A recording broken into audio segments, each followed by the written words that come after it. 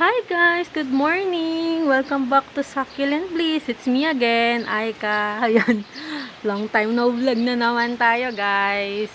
Ayan, super ulan ngayon. Merong bagyo. If I'm not mistaken, 3 days nang walang tigil yung ulan. Pabugso-bugso. Ngayon talaga, wala siyang tigil. As in, kagabi. Ayan, lunod na yung mga plants ko na naka-RS. So, pero, pakita ko na din sa inyo itong ibang houseplant. Super happy ng mga ano ba to, cobra fern. Ayan, ganda. Ayan yung mga house plant. Ang happy nila. Pero sa kasamaang palad, meron tayo casualty, and hindi lang siya isa, hindi lang siya dalawa, kundi 3. Charan! Ito ang aking Lactea. 3 color ng Lactea. Una itong green. Ayan, hindi ko alam kung magsusurvive siya kasi napakataas ng humidity, kaya hindi magtuyo yung niya, sugat niya. So ayan yung green. Una pa part lang nagkakaroon siya ng bulok hanggang sa bumaba sa rootstock. Ayan, so tinanggal ko na yung rootstock niya. Yung then ito, yung rubra natin. Ito super tagal na sa akin ng rubra nito. Nag-i-start pa lang ako mag-collect ng Lactea. Ayan, parang ito yung isa sa mga first ko. Ayan, nag-corking na nga siya, 'di ba? Pero ayan, kinakain siya ng bulok ngayon. Nagtutubig and lumalambot. And then ito, kaya super sakit ng aking heart. Si super pink ko na Lactea, guys. Ayan. Hindi ko alam kung bakit siya nagkaganyan. Na-share ko na to kay Sis Emerald and Sis Jen, and nakausap ko na din si Sis Emerald. So, feeling namin nung time na naka-arrange siya dyan sa lagayan niya, natamaan siya. Kasi sa mga ganito nag-i-start once na matamaan yan, nagtutuloy-tuloy yung mash niya and pagkabulok. So, feeling namin ganun yung nangyari sa kanya.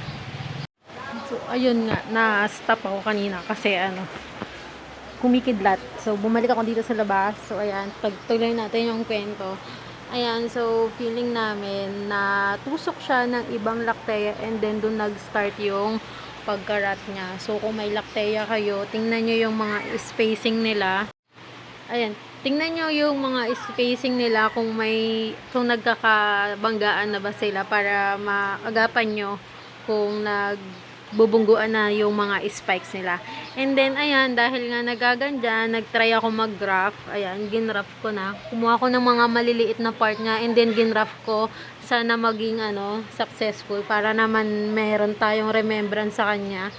Ayan, ito. Kumukuha ko ng pwedeng gawing RS. Ayan. And then, nandito na yung iba nating mga seedlings na mga pops ng ating mga cacti. Ayan. Yung mga T-lines natin. And then, ano nga bang T-line to? T-Rex ba to? Ayan, nandito yung mga baby. And then yung iba nating inermis, ayan, parang gusto ko siya i-out. Ayan. Kung i-out ko siya, may bibili kaya. Syempre sa murang halaga na lang. Though, malaki na yan. Nasa halos na to 3-inch pot na to 2.75 ang size ng pot na to. Basta mga ganon. Ayan.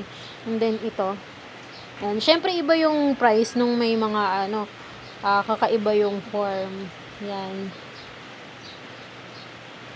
Gusto ko na sila gusto ko sila i-out kasi wala na akong space. Ayan, ito. Para sa mga newbie dyan.